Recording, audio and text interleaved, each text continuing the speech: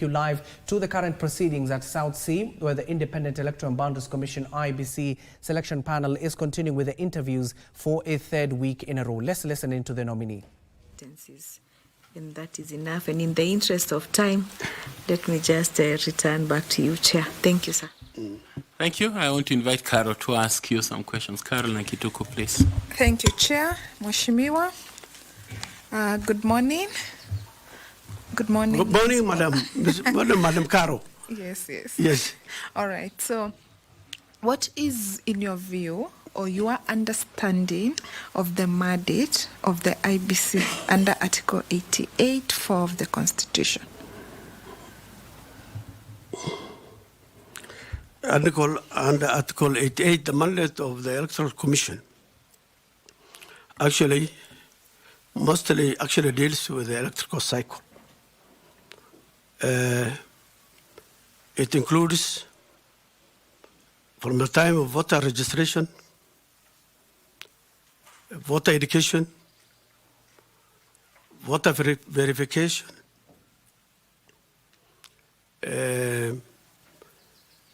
ensuring that all aspects of voter registration is done, including continuous voter registration, so that voters can get their voters card everywhere, so that they can, especially, they have special emphasis to the special groups, interest groups, whom from my political experience, are very important. The women, especially the women, they are the best voters when it comes to voting, and the youth. The other groups. Mheshimiwa, yes. Let's come back to the Article 88(4). Let's limit our conversation on that provision. Yes. You've spoken about one of the mandate of the IEBC being voter registration, voters' education. Do you understand, like, which other mandate or which other functions of the IEBC? You can mention 3 more. Okay. The other mandates is carrying the elections, during the general election. That's one of their mandates. The other mandate is procurement, so that they can procure the logistics that is required to perform during electioneering. There are also the other mandate of IEBC is to ensure that from the clinical report, it was recommended that we have a technology that is transparent, that is verifiable. So they also to ensure that they deal with the stakeholders even pre-election, to engage the stakeholders wherever they are, to ensure that that technology is working, so that they have the confidence of the people, all the stakeholders. So you have said one of the functions of the IEBC is to conduct elections in Kenya. Yes. What do you think, or should you become a member of the IEBC, what do you suggest to do to improve the integrity of the electoral processes in Kenya? Very well. I think the integrity is that the results of the elections must be received in good time, so that there's no delay. They have also to ensure that the integrity of the elections, there must be secrecy of the ballot. During the ballot, it must be very confidential in terms of agents and officials. They should ensure that there is no interference during the day of the election when people are voting. Because you can remember, the officials and the agents have all taken oath of office. So they have to ensure the secrecy of the oath, so that people can vote freely.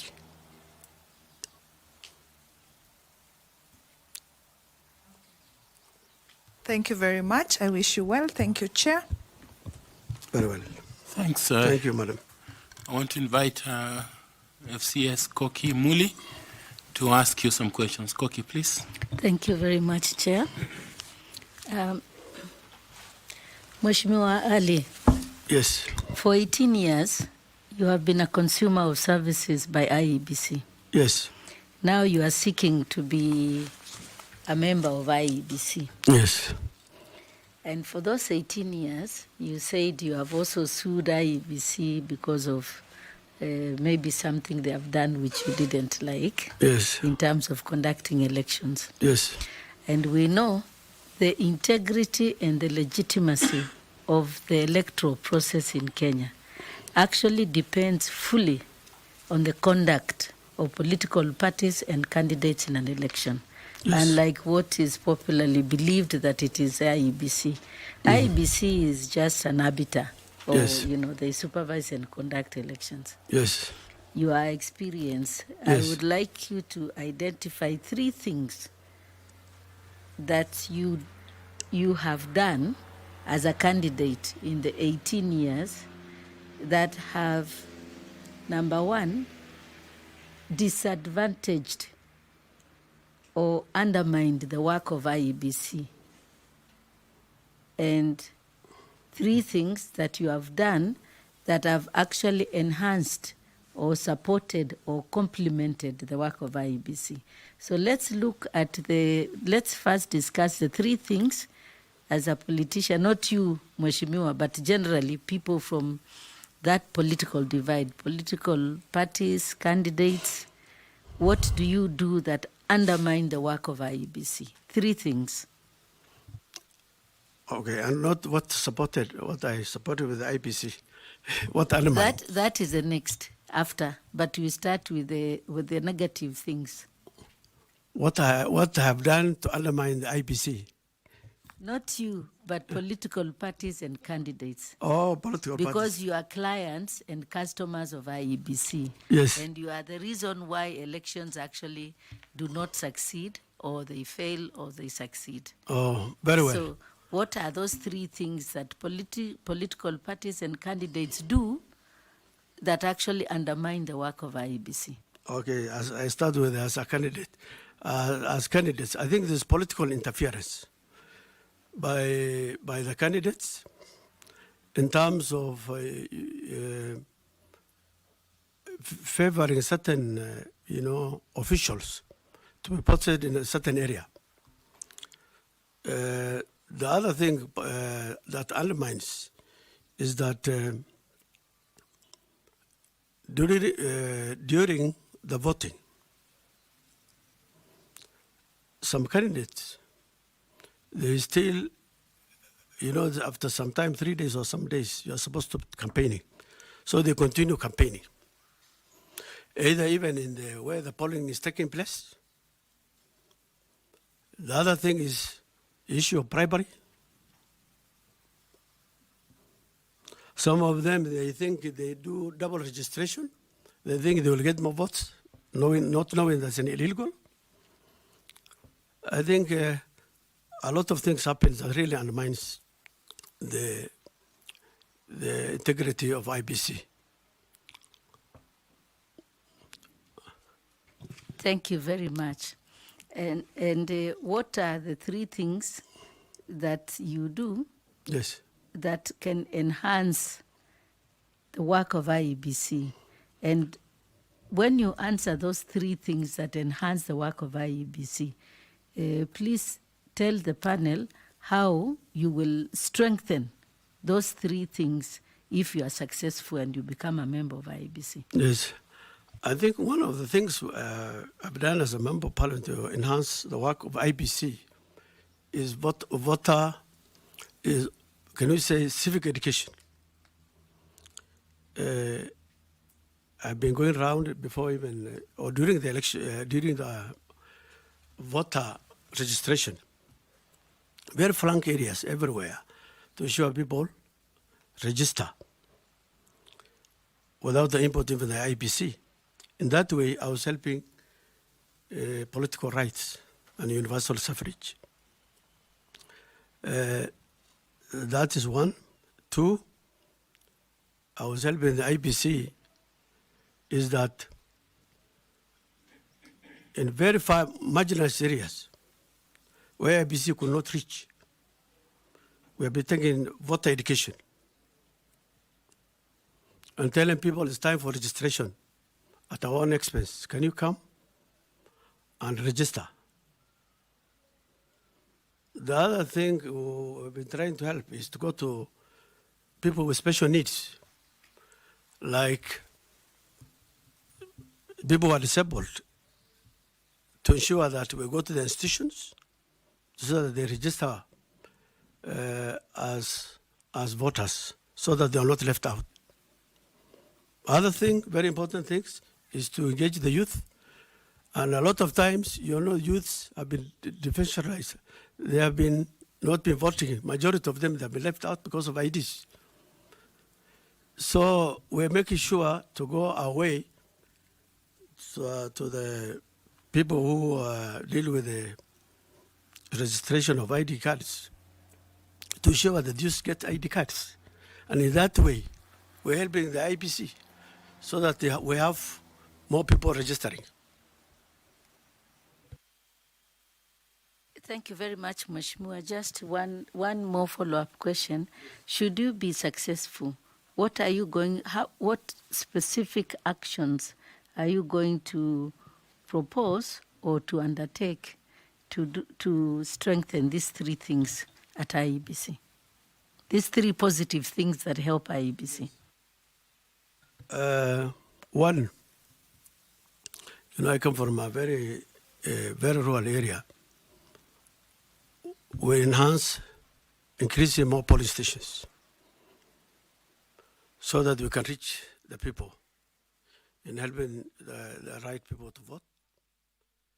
Well, as you can see, that is the IEBC selection panel. The interviews continues for a third week at South Sea, where the IEBC selection panel, led by Dr. Nelson Makanda, is currently interviewing commissioner's position. You do remember the committee was also added 14 more days to conduct these particular interviews, given that 105 people are seeking the slots as IEBC commissioners. The committee is only required to at least forward 9 names to the president, where the president will pick only 6 commissioners and 2 from the IEBC chairperson position, and is expected to pick 1. So in total, 7 names will be sent to Parliament, of course, for vetting, and thereafter we'll be having our Independent Electoral Boundaries Commission, IEBC, fully constituted to take up their role, which is the by-elections that are set to be conducted in various parts of the country, the boundaries delimitation and other outstanding issues that the Independent Electoral Boundaries Commission, IEBC, is expected to undertake. We'll be taking you there live once more as and when we do get that particular opportunity, but let's come back here to the studio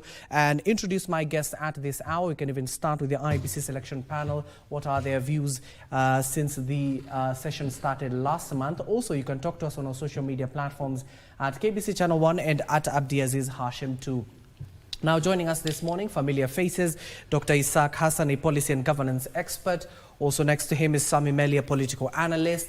And then finally, we do have Oscar Omondi, a political analyst as well. Let me start with you, Doc. You have been following keenly this particular interviews that have been happening there at Edge Convention Center at South Sea. Let me get your general views on the interviews. Yeah, thank you very much, Abdiaziz. I thank everybody and the viewers for the opportunity.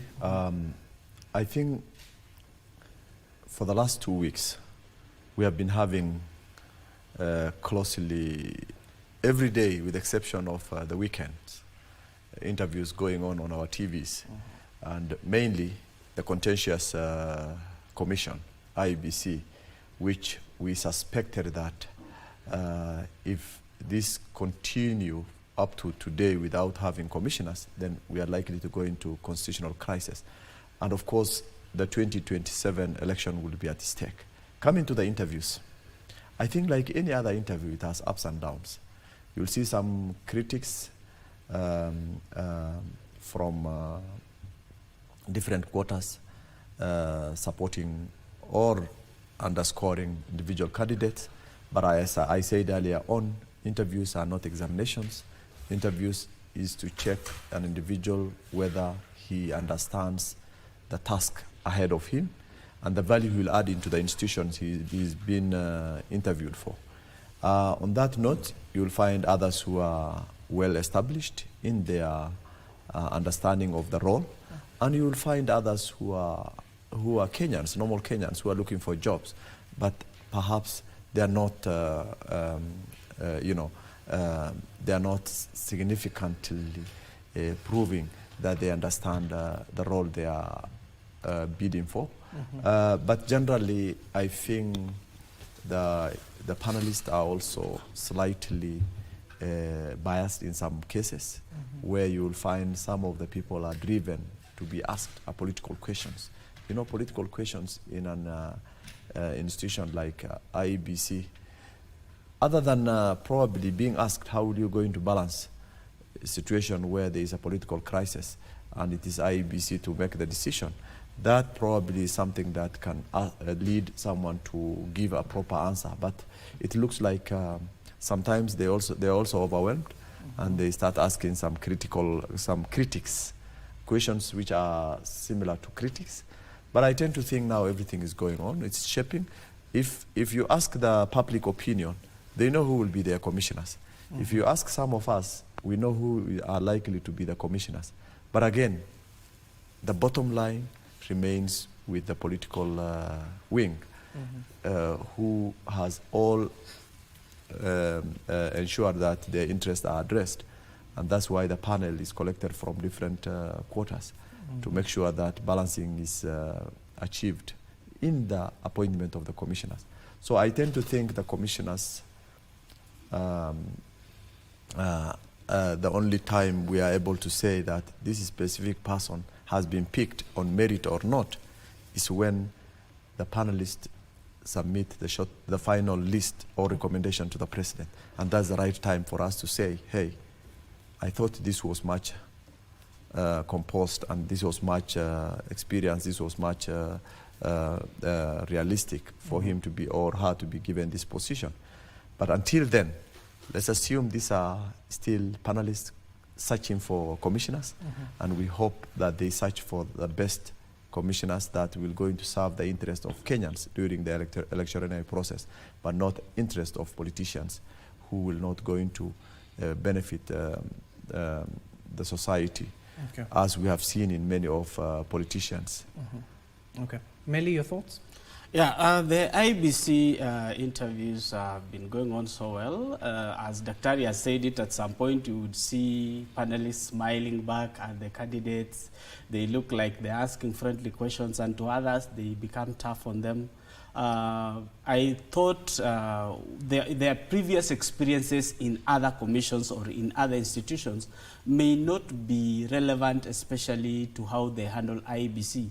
Remember, IEBC has a clear set roles and rules on how things are done.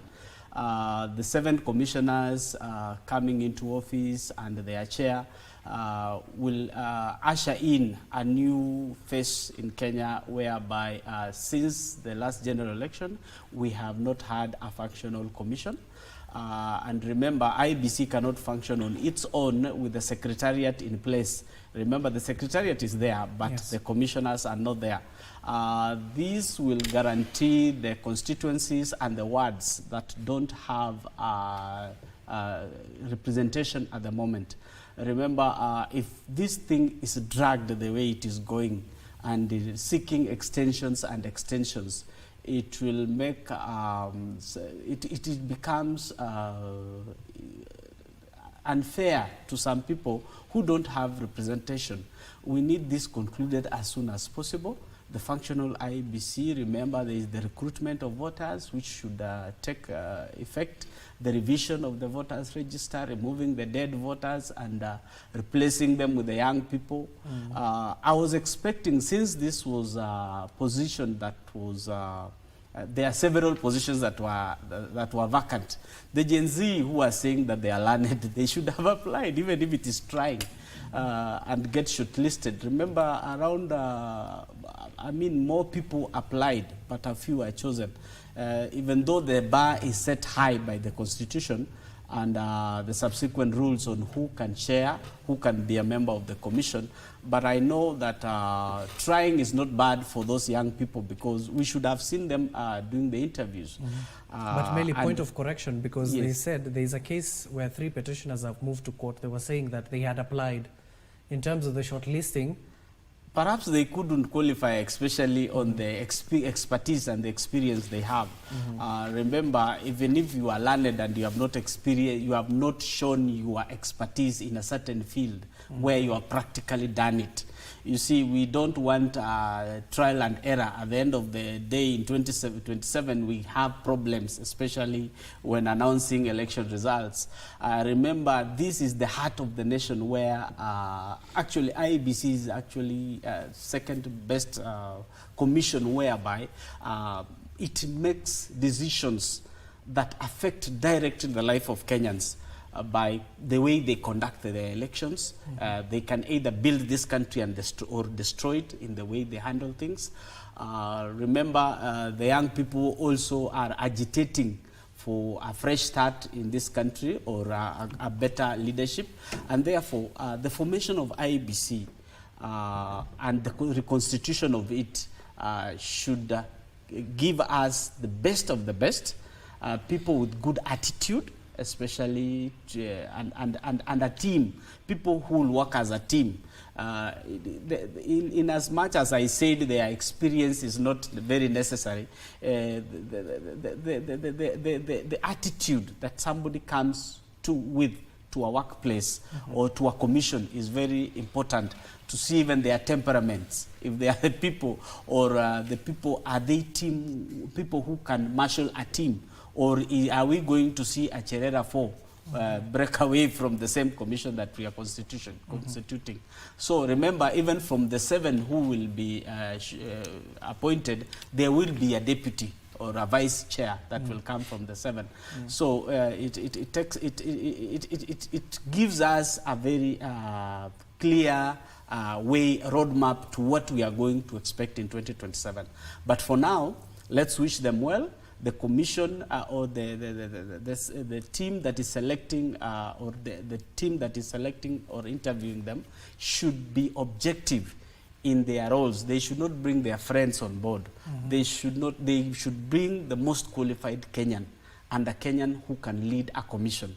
Remember, it's an independent commission. Thank you. Oscar? Thank you very much for hosting me, Hashim. And my take on this is simple.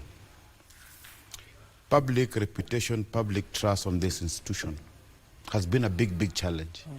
Not just after the selection panel has settled on the commissioners, but even the autonomy of that particular selection panel. And that is where I think there are not only one case is in court, I think there are 2 cases in court.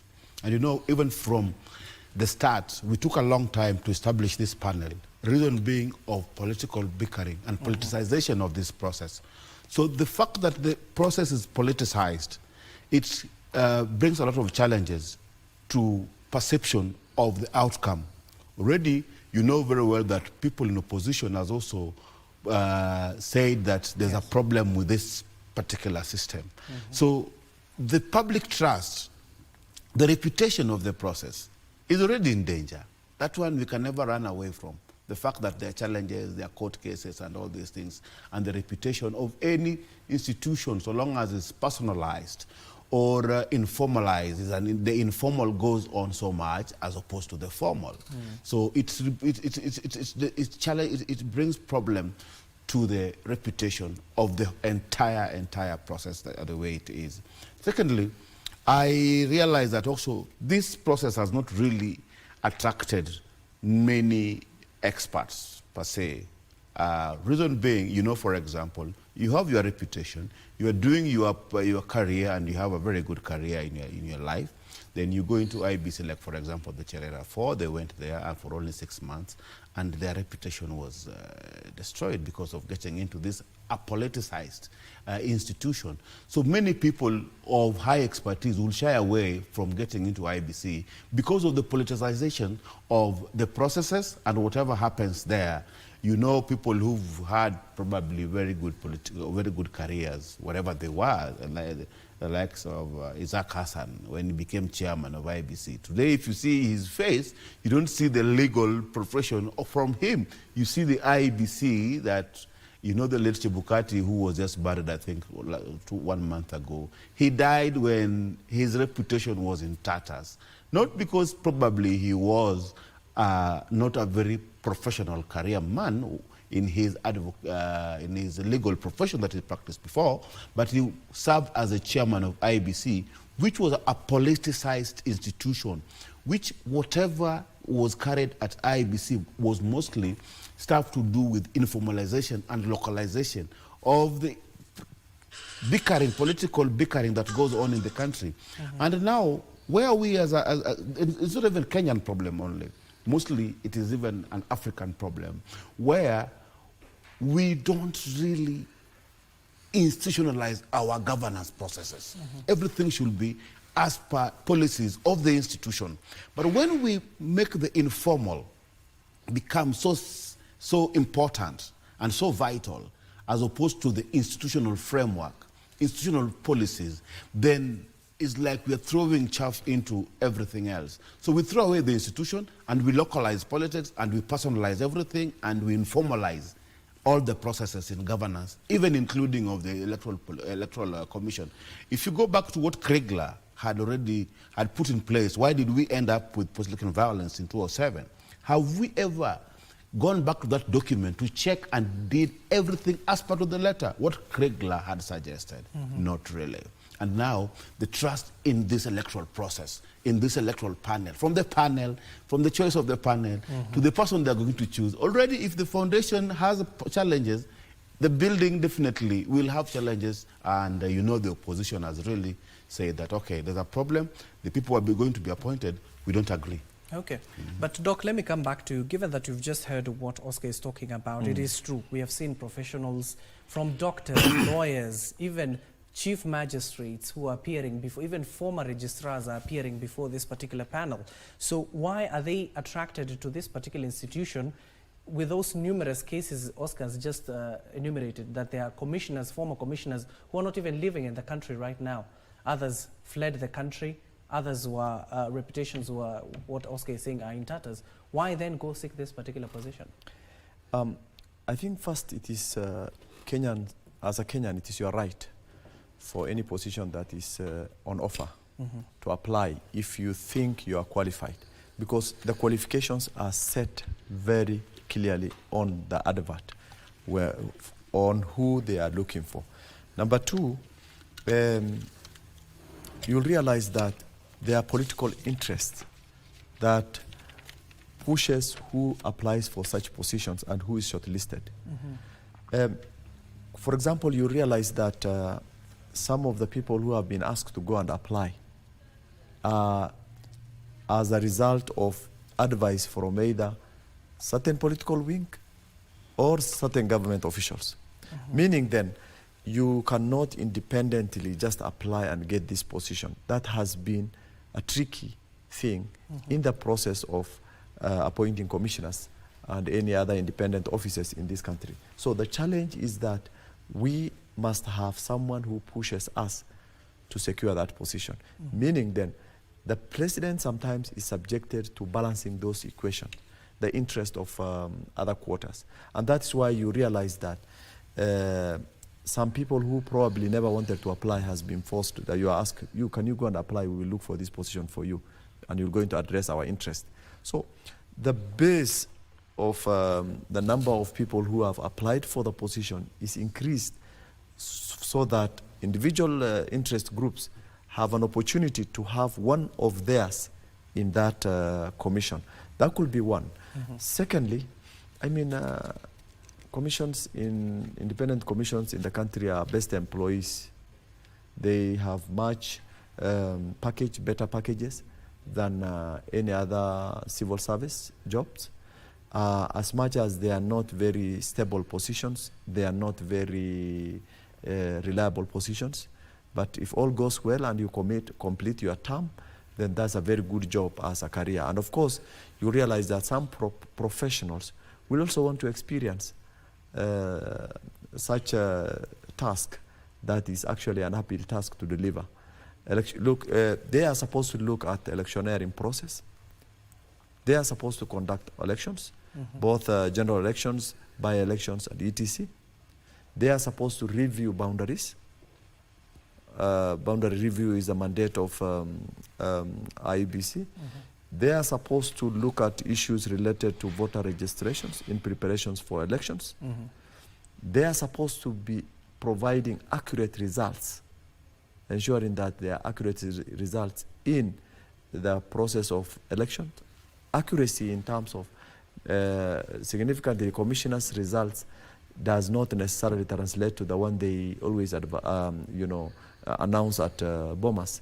It is from the polling station to the county level to all those data systems, and ensuring that there is accuracy in that particular data so that they are able to say, yes, this is what happens. And of course, they oversee the secretariat, because secretariat as an institution, these commissioners are executive, they hold executive offices, and they oversee the secretariat. As much as the secretariat conducts overall job in terms of ensuring that things work, the oversight role, ultimate responsibility lies with the commissioners. More so, we always know the chair. We know Kuvitu, you know Isaac Hassan, my namesake, you know, what is his name, Chebukati. So they are ultimately the people who are responsible for ensuring that electioneering processes in the country is addressed accurately, effectively, and efficiently. And therefore, I think people will want to experience that. I would have loved to go and apply for this position.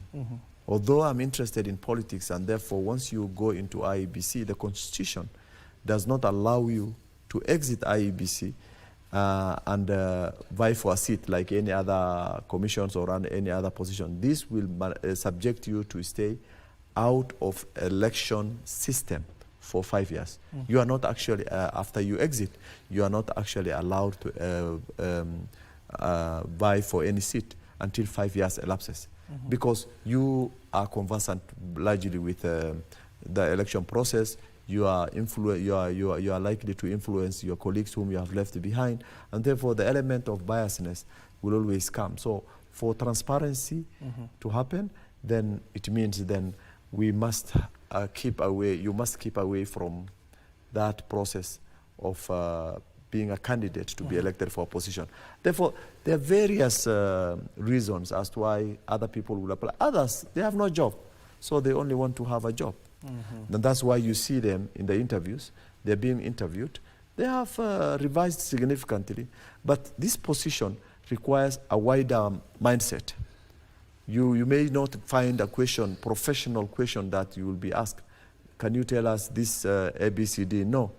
The fact that it's anchored on politics, the questions that are set are to see whether your IQ, your sixth sense, can pick issues related to electioneering process, and if you are able to balance the public, the authorities, and of course you as the politician and you as the Electoral Commission, balancing is required in all situations. And that's why you see when we submit our nomination papers for positions, sometimes there will be a lot of fight.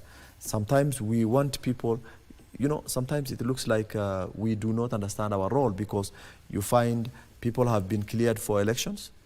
Later, you are being told this particular person was not qualified. Okay. How comes that someone says you are not qualified and yet you have gone through a system? So it is all about the leakages that is within the system. It's all about authorities manipulating things at that particular time. So you as a commissioner, you are expected to hold your ground and ensure that nothing goes outside the procedures that are set and your mandate. And that way, I think we will have a better election. We don't foresee that at the moment. Okay. I don't think if we will ever achieve that because of the way we deal with our issues in recruiting who becomes what and what. Some of the people are already speculated that they are likely to be the commissioners.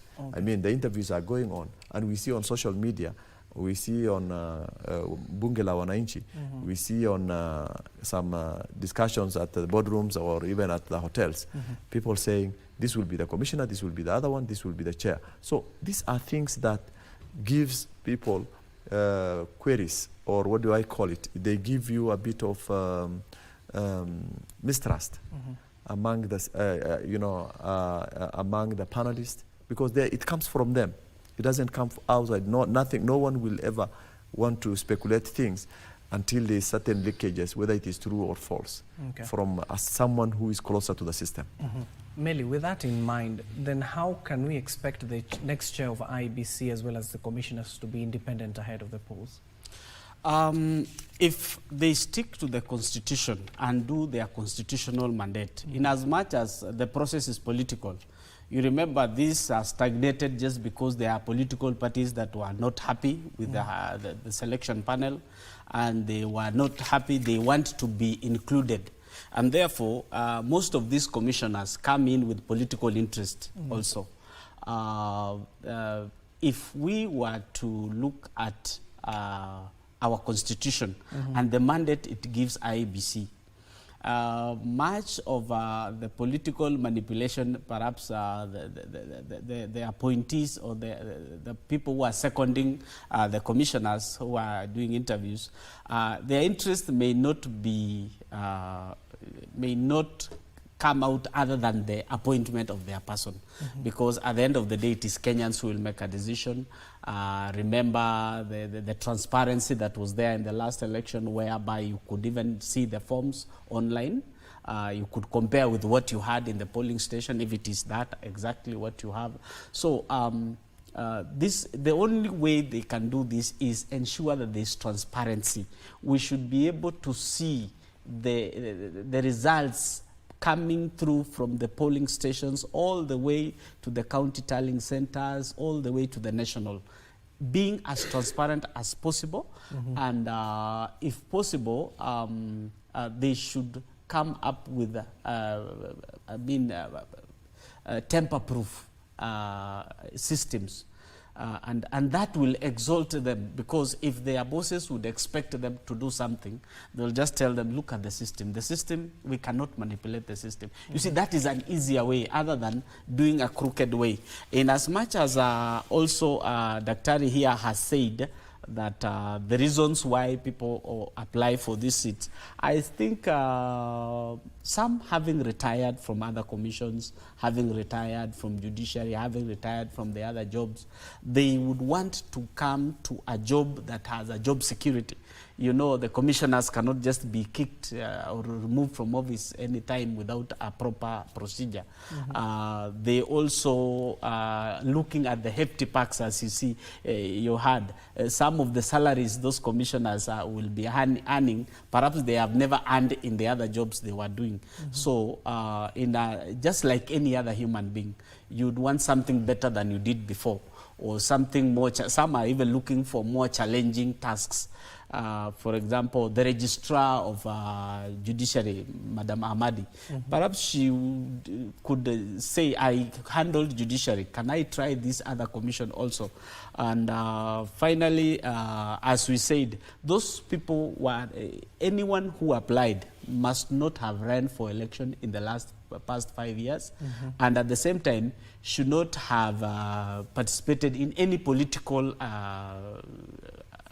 in as much as running for election. For example, you shouldn't have been an agent of a certain political party at that time, because they look at the background. Those are some of the things that remove some people from the shortlisted list. So you have to be very careful in selecting someone, because if I were, for example, to pick, for example, Memusi, or the gentleman who was the agent of ODM to be the chair, it has already tainted the image of IEBC, because this man was seen officially having been an agent of ODM during the last election. So to help in transparency and that's why those criteria is used, and therefore we are expecting men of honest men, men and women who can be trusted with this country, especially when the moral fabric of this country is at its lowest. All the way from the top, you know what is going on currently in the country. So it shouldn't, we shouldn't have commissioners who have questionable character. It should be straight people, people who can be trusted to run a commission. Okay. Oscar. Abdiaziz, I just wanted I just wanted to correct my brother here in terms of the candidates who can apply for the commission. Okay. And he said if you have been an agent or you have been you have vied for a position in the previous election, you are not eligible. No, I don't think if that is true, my brother. I think we have if you must have hold a political office for you to be not eligible. Agent means you are Kenyan and you have been in that process, but does not necessarily makes you not impartial when it comes to appointing or when it comes to becoming a commissioner of IEBC. Okay. Okay, another thing also, I don't know if it is also true that if you run for political office in the last 5 years, you're not allowed to, because I think Chebukati had run for... You see, but he lost. No, that's allowed. Yes, it's okay. You must have hold a political office. That's the point. Okay. Yes. That's nice. Anyway, my question is, my issue with this one is, from whatever this panelists, my colleagues have discussed, the question is the IEBC able to safeguard its own independence, right? He said that the people whom we are expecting to have should be not of questionable character, not of people who can be accountable to the people. You know, we've had Chris Busando here, moving from one TV station to the other in the morning and trying to show how the process and the procedure of the voting, respect of our vote, is it will be independent and it is tamper-proof. You get me right? And you know the story of Chris Musando, how it ended. The same week we had also Akombe, who had to run out of the country because of trying to be accountable, trying to do the right thing. And now we also had the Cherera 4 against Chebukati 3. And it was challenges of credibility of the process. And we ended up with chaos all over. And how Isaac Hassan was hounded out of office. Again, some things that moves around the credibility of the thing. And you know, most routinely, the opposition parties, the parties that are out of government, have a routine behavior of undermining the credibility of the Electoral Commission all the time. Be it ODM in opposition, be it Kalonzo Musyoka now in opposition, be it Martha Karua now in opposition, everywhere. And this is not Kenya. This happens with Julius Malema in South Africa. Every time the opposition, people in opposition, always attempt to undermine the credibility of the electoral body. So the problem is that the stakeholders, any project to work, the stakeholders must be willing to help it work. But in our case, the IEBC, the stakeholders are not mostly interested to help it work. Because, for example, how do we bring it everybody to accept the processes that we're dealing with? There's always a chaff being thrown to the process, and it undermines the credibility of the process. And when it undermines the credibility of the process, the public perception, because IEBC has suffered from negative public perception and lack of trust as an institution. The other institutions which have also suffered public perception, for example, you know very well, even our judicial system, sometimes Kenyans prefer to seek alternative judicial mechanisms as opposed to using the courts, because sometimes they fear the judges who are sitting there can be bribed by people whom they have litigants. So they don't trust the process, and this is happening with our electoral process. So the main important thing is to have a system where people accept, and people, if they accept the panel and accept the body that is elected and accept the eventually they will accept the outcomes of these elections. But as it goes now, already the opposition has already undermined the credibility of the process. Some people are in court because of the process. So we might not still end up with whatever we are expecting because of unprofessionalism. And again, what I said and I repeat, that African systems, we still suffer from, I think we suffer from decolonization legacies, where we really believe that our security is in the community, our security is in the ethnic group, so that every person who even sits in the IEBC, we want to see ourselves inside that position, yes, which doesn't really help the whole process. So we don't really want expertise as a people. Does the stakeholder, the Kenyan voter, expect any expert to work as IEBC commissioner? No, they expect one of their own to be there, and that is the person they believe will safeguard their interests, and might not safeguard the interest of meritocracy.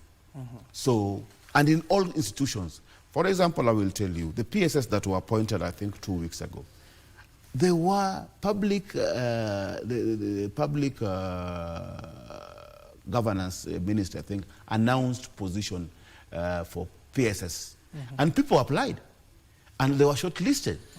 But the people who were appointed are not outcome of the shortlist of the people who were shortlisted and gazetted, actually, I think so. So you see, that is already a process. And it was a political process because of now, for example, the broad-based government, they're coming up with PSS. But there are Kenyans who applied, were shortlisted, their names appeared in local dailies as the people who had been shortlisted. But the outcome of when the appointment comes, there are people who are not shortlisted. But you know, they're going for interviews again. They should not even be allowed to participate in the interviews because you didn't apply. You're not shortlisted. Yes, you've been appointed by the president, and that is the appointing authority anyway. So the structure and the institutionalizing of everything is not being adhered to, and it brings problems to the entire process. And that is also the problem with IEBC. Okay, talking about credibility, Daktari, quickly, integrity issues have been a bone of contention since this interview started, from the 11 chair nominees who appeared before the selection panel, even the 105 who are currently appearing before the selection panel. We witnessed there are some who have court cases, others are being investigated by the Ethics and Anti-Corruption Commission, others are being followed by DCI, others are being even followed due to their education credibility. So at the end of the day, what are we trying to do? Because in terms of credibility, we're trying to restore the faith within the commission. So will this hamper the trust deficit within the IEBC? Definitely, issues of trust is an issue at the moment. And I think it is good to understand that if you are having a case at court, you have not been proved guilty. Therefore, I mean, you are not exempted not to participate in any employment process until it is proved. It's a challenge of credibility. I mean, the issue of challenge of credibility is when you are challenged, there are panelists who are interviewing you. And these panelists' role are to balance whether those credibilities or those issues being raised will hamper the credibility of individuals, but it does not bar him not to be interviewed or not to be employed. Now, number two, we have also the issue of speculations, where people will want to just tint your image simply because you have shown interest in a position, and people will want to spoil for you, because we have seen that in several cases in Kenyan system. We have also seen institutions who can give you documentations which are genuine. You have your documents very well, but because of political interest, or you are not conforming to certain institutional requirement, people will deregister you from the institution. For example, someone will tell you, we have been, you know, when you go to politics, you'll experience a lot of things. We have been given, associated with a lot of women. People bring you on your images, your pictures, and you, because of politics, and those are done by your opponents. People you have worked with for institutions of higher learning, you have worked for the government, Ministry of Health, or any other ministry, and all of a sudden, because you have shown interest in having a position in politics, people will say you are not qualified, your papers are fake. So this has been also a system that has rotten, where individuals can say anything to you, because our constitution says freedom of speech, but sometimes this freedom of speech is interpreted wrongly, Because if you start tainting people's images just because you want them to lose or you don't want them to pick up a position they are looking for, then that also happens. But again, let's look at issues of credibility versus issues that you are being subjected to. For example, why are these people, some of them were holding offices. They have never been questioned in terms of their credibility. But when they came to IEBC Commission to come and ask for commissioner's position, all those things come out. So I think there is a leakage in terms of information sharing, there is a leakage of questioning. It is the mandate of institutions that look at credibility of individuals within the system that proves that indeed this one we have an issue. But when an individual writes, because most of the cases are people who are writing to the commission saying that so and so, yes, petitioners, who are saying so and so has an issue. But this is not their mandate actually. It's their right. It is their right, but it's not their mandate. Mandate means there are people who are mandated to do that work so that they can proceed in taking action in terms of the accusations and the claim. Again, our law says that until proven otherwise, you are not guilty, and we remain impartial in terms of submitting yourself, in terms of submitting yourself for any position that is on offer. Okay. Meli, I'm coming to let Oscar respond. I just wanted to add something small. You know, we keep on changing the commission, but we don't really change the secretariat, which most of people who work in the secretariat are permanent and pensionable. Not all of them. Not all. Some of them. Some of them have had to manage elections for 3 consecutive elections, for example. And you see, okay, it is good for the historical memory when you are building a new commission, but technically, the people who come as commissioner, they don't technically manage the day-to-day operation of election. It's the work of the administrators. So when we try to reform the electoral commission or the electoral process on Kenya, we should also rethink of the secretariat, because we've had people doing the same jobs all around every time. And we've had a problem with management of our election process. You know, the election process that we talk about, I'm not talking about, we think of in terms of the presidential election, which, from what Meli was saying, that the National Tallying Center, you know, it is even illegal to have a National Tallying Center. We don't have such a thing like in Bomas. It was a creation of Chebukati, who went and gazetted Bomas of Kenya as a polling station. It is illegal. The election, according to the 2013 Supreme Court judgment, the election ends at the polling station. Where the vote is cast, the election ends there. That is where we're supposed to declare the president. So at that level, even the media can be allowed to tally and get to know, because the election has ended. It doesn't matter whatever happens at Bomas of Kenya. What is the end of the election? The polling station. The results that come out of that system. Anybody should be able to be allowed at that level to tally and tell us who won. Maybe not declaring, but anybody can tell us. The media can tell us that from Sia County, Ruto got this, and Hashim got this. From Garissa County, Oscar got this, and this got. And in our tally, so and so. See, like in the U.S. election, what happens is it is normally declared by the media, because they can see that if he wins, they can always declare that if he wins Pennsylvania or wins Texas, for example, he takes it. We are able to declare that one. So when we want to understand the entire infrastructure, I think for us to get, even to allow the commissioners to work, sometimes, even in football, if you hire a coach, you always allow them to bring in the technical people who help them do the work. But if you hire the coach and keep your own technical, the assistant coach, and keep the doctors and keep everything around, you might not come with the outcome that is expected outcome. So I think that as much as we are trying to reform the electoral so that it gets credibility that I was discussing, the trust that the Kenyan, so that it doesn't have those political things, allow them to work, for example. And that is a question that I asked. Is the IEBC able to safeguard its independence? Okay. But so long as the political interference, things like insufficient funds, sometimes we give them insufficient funds, the structural problems within the system, which I am talking about, the operationalizing of day-to-day running of the commission. Again, another thing that I've noticed with this recruitment, I don't know why somebody like, for example, Nechai, whom I thought had taken it easy and retired, come back to manage our commission. He was serving as a judge. I don't know why he served as a judge.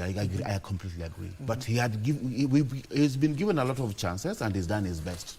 I don't know why somebody like Maraga, who has served as a CJ and is in retirement, will want to come and run for president, for example. And there are many of them who are coming like that. Somebody like Amadi, yes, has been given a chance to work as a registrar. You know, at some level, I always feel that you should take it easy, like I've served as the Chief Justice of the country. And I've retired, and I'm in retirement, I'm peaceful in the village, and I'm overseeing my grandchildren. Coming back to this again sometimes might only, but it's now common because we just have the common names now. So the same people we are recycling, same problem, because new ideas. For example, now, running of the country. I think Maraga, and having worked under the system of President Moi and all this, and the years spent, with the technological industrialization and the AI of today, he might not be able to grasp and move as fast. And even in the electoral commission, if we recycle people and get people from retirement to manage our electoral system, we might Meli, in terms of independence, even the candidates who are coming before the IEBC selection panel are being asked, in terms of to entrench independence within the IEBC itself, is to come up with the IEBC fund. Will that work?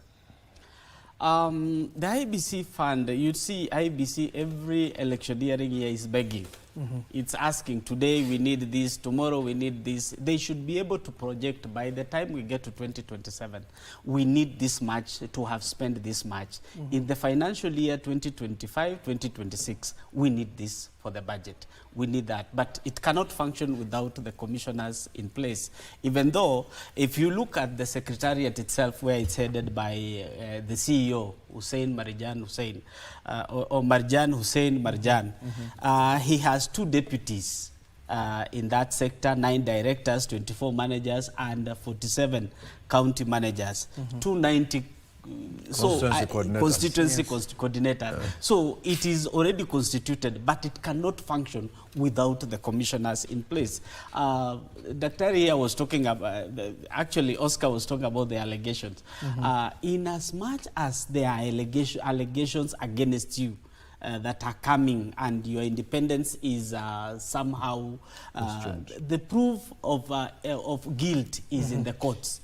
If he has not been proven guilty, even if you read chapter 6 and continue reading and reading, credibility is not proved by court. The credibility has not been proven by the courts of law, and said Meli cannot run because of 1, 2, 3, 4. You cannot stop that person from running from, for this position. Remember, Kenyans, sometimes you have people who are just malicious, who would want to finish you.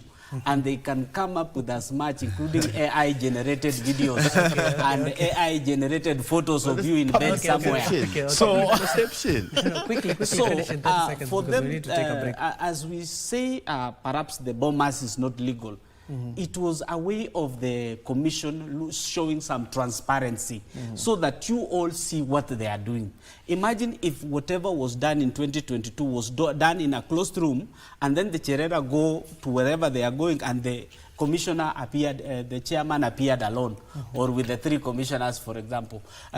Something would have happened in this country that would have gone wrong, kabisa. So it was good for them to show us what they are doing. And that is why even at the constituency level, you find tallying center also there, because they receive from the constituencies. At the constituency, there is also tallying going on, so that people can receive. Sometimes this news of losing an election sometimes is shocking. You can even go get a heart attack when you hear results all of a sudden. You should know I got 0 there, I got 13 there, I got this in this area, and it prepares you psychologically. Kenyans also are prepared psychologically by looking at the results. Okay, Sami, we need to pay some bills. We'll be coming back with your final remarks there. And quickly, we're going to take a short commercial break. When we come back, our guests here will be concluding their thoughts also in the presidential visit to the Mount Kenya region and some of the grassroots elections that are being carried on. And of course, in the second hour, we'll be focusing as well as on role of nutrition and dietitians in the healthcare system. Our guests are already in studio, so don't go too far.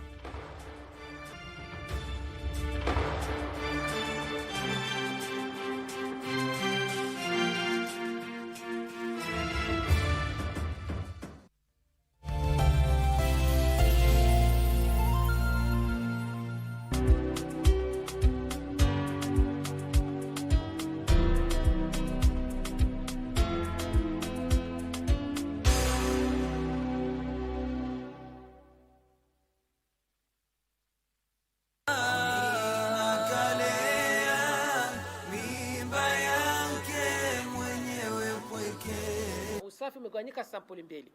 At-taharatu al-ma'nawiyya ay al-qalbiyya, usafi wa kimoyo, na pia at-taharatu al-badaniyya al-hissiyya, bimaana usafi wa kimwili. Kwa sasa Muislamu lazima ajipambe na vitu hivi vyote viwili, aonekane ndani na nje, aonekane kuwa ni msafi. Usafi wa moyo unapatikana kwa kumcha Allah subhanahu wa ta'ala, kujiepusha na makatazo ya Allah subhanahu wa ta'ala, na vile vile pia kuondoa chuki, wivu na unafiki, ama mambo yote ambayo yanaweza kuharibu imani ya mja.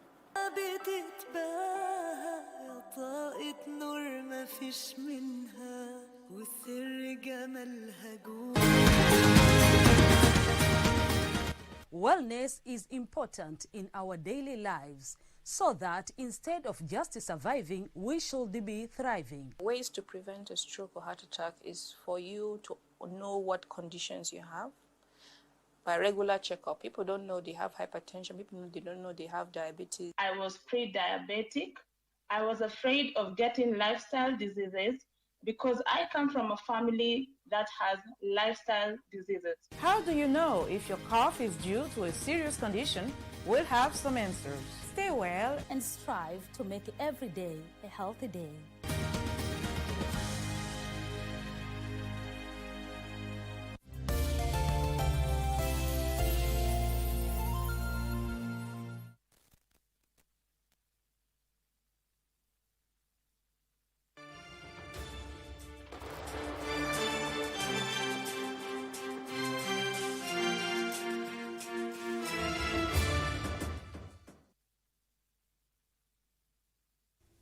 Welcome back and thank you for staying with us. We want to conclude on the political note. We're currently looking at the country's political landscape. And of course, you're aware the president has spent 5 days in the Mount Kenya region, traversing that particular region in terms of launching, assessing, and of course, a little bit of politics. Let's listen in to the head of state, given that he was speaking in Nyeri County during his last day. That was on a Saturday before he finished it off in Kiambu County. Let's listen in to what the president was saying ahead of the 2027 general election. Sio siku ya siasa. Kuna siku ya siasa itakuja, kila mtu afae rangi yake, tukutane kwa kiwanja. Saa hizi tunaongea na tunapanga mambo ya maendeleo ya watu wa Kenya. Ni kweli ama si kweli bwana? Na hii kazi mulitupatia. Nyinyi mmetupanga na kazi. Kila mtu ako na kazi yake. MCA ako na kazi yake. Mjumbe ako na kazi yake. Governor ako na yake. Mimi niko na yangu. 2022 nyinyi ndio mtasahihisha, mtatufanyia mtihani. Yule mtu ameanguka mtihani atembee nyumbani. Yule mtu atapita mtihani aendelee na kazi. Ama mnasema nyinyi watu wa Nyeri? Si nyinyi ndio mtatusahihisha? Si nyinyi ndio wenye kazi? Ama mnasemaje? Si mimi mliniambia nipange mambo ya elimu? Si nimeajiri walimu 76,000? Si mliniambia nipange mambo ya kilimo? Bei ya mbolea si imeteremka kutoka 7,000 mpaka 2,500? Si kahawa ndio hiyo inalipa zaidi? Si chai ndio hiyo inalipa zaidi? Si maziwa tuko na minimum return. Si muliniambia nipange ajira hawa vijana. Si manyumba ndio hii inaendelea. Si vijana wanafanya kazi. Si muliniambia nipange masoko. Si masoko mimi najenga Kenya hii. Si muliniambia nipange barabara. Si barabara mimi najenga pande hii. Si mtihani mimi nangoja 2027. Mtakuja kuniuliza mtihani, mimi nitakuja kufanya mtihani yangu, nyinyi mtasahihisha. Nikipita mimi naendelea. Nisipopita mimi naenda kulima. Hakuna problem. Ama namna gani jameni? Lego kana tiguo. Si namna hiyo bwana. Uongozi si urembo, ni kazi. Si ndio? Si mnataka mtu ya kuwafanyia kazi? Si tukijenga barabara kila mtu anatumia? Si tukipanga soko kila mtu anatumia? Si tukipanga elimu vizuri watoto wote wanafaidika? Basi hiyo ndio kazi mlinipatia, na mimi nitafanya bidii. Ati mimi ni Zubai ati alafu nianguke mtihani? Mimi siwezi hiyo. Sijui kama tunaelewana bwana. Tuko pamoja? Watu wa Nyeri tumeelewana? Mnasema tuungane. Mnasema tushirikiane. Tupeleke Kenya mbele. Hebu ni wale wanasema tuungane tupeleke taifa letu la Kenya mbele. Well, that was the president speaking at the Ruringo Affordable Housing Project in Nyeri County on his last day. That was on Saturday before he concluded his Mount Kenya tour in Kiambu County. Quickly, let me get the thoughts of my guests. Let me start with you, Daktari. A minute, tafadhali each. Thank you very much. I think the president's tour in the mountain region, in my perspective, was successful because prior to the visit, there were a lot of speculations that the mountain was slippery and it will not welcome the president the way we saw it. So, contrary to that, we saw the mountain were very receptive. They might be very clever, politically mature, as others have already echoed it, in that they know what they want. Therefore, they looked for their interests and put down their issues aside and decided to welcome the president and gain from his visit. Therefore, I think politically, from where we were expecting earlier on, this time around the president has put his foot on the ground and succeeded in his mission. But there are two issues that has emerged, particularly from his visit. One, the perception that the mountain has moved away from the current government is in question. Secondly, the fact that the president has had a conversation with the local leaders within those respective areas that he has visited had made him understand where the issues are, where the challenges are, and of course the interest of the community from the grassroots level. Therefore, that forms the basis of his approach, his political approach towards the mountain. In even planning for his 2027, now he knows where to start. Now he knows which area is suitable for him to move the interest of the people of the mountain. And of course, politically, he has gained grounds. And he knows who matters within the political landscape in the mountain. And that is why you see some members of parliament were shouted at. But that does not necessarily translate to them being not popular. It's just because their political opponents are trying to show the president that they are more popular than their popularity among themselves are the ones they were trying to show off. Therefore, I don't think if the mission was a failure, the mission was highly successful. 1 minute, Melita, for that. Yeah, as Dr. has said, the president's visit to the mountain was a success. He was able to do self-evaluation and see how far, other than the political side, how far the government projects have gone, because he cannot just sit in the office and wait for results. He has also to go to the ground and see what is going on. He was able to see the projects that were going on. He was able to feel how the citizens are feeling by listening to them, their reactions to some issues he's saying. And also it showed the seismic movements in the mountain, what magnitude they were. And that has already attracted panic mode. You saw somebody yesterday giving a rebate in calling a media station and talking for 2-3 hours. That means there's something that has happened in the mountain that he didn't expect. And therefore, the only thing the president can re-emerge from this, all this turmoil that has been going on and the tainting is to make sure that those projects are done as he has said. He should follow up personally and not even delegate. Yes. Oscar, quickly. Between one election to another election, we should always focus on the formal.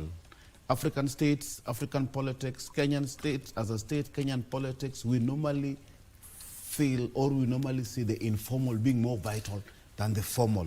What the president, if I analyze that speech by the president now, what the president trying to do, he's trying to say that, can you guys focus on the deliverables, the practicals, the roads, the market, and what have you, as opposed to the rhetoric, the political rhetoric that we have here day and night.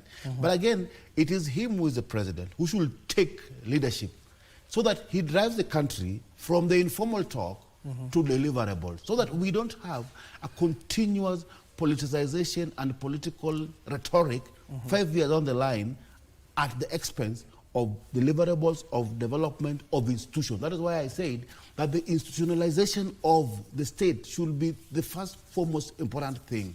What we should talk about, for example, if we talk about Nairobi, how do we deal with the hawkers? How do we deal with traffic? How do we deal with sewer systems busting right, and center?